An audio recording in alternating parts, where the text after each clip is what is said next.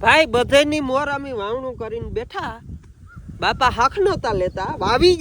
જાવ હાજુ ગામ વાવી ગયું અને તમે પગ ઉપર પગ ચડાવીને બેઠા પછી હું શાંતિઓ કઈ તો હાલો વાવી જાય હવે વાવ્યું અને વાવીને ફૂરી જઈડા પેપ્સીના ફુવારા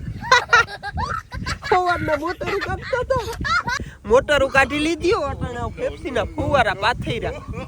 આમ જોઉં તમે હા આવું ચાલુ કર્યું ભાઈ એટલે વાવીને કઈ વહેકાર નથી ગાયના ધંધે લાગી આથી તારે ખોબરી ગયા હોત તો કઈ વાંધો નતો કા ભાઈ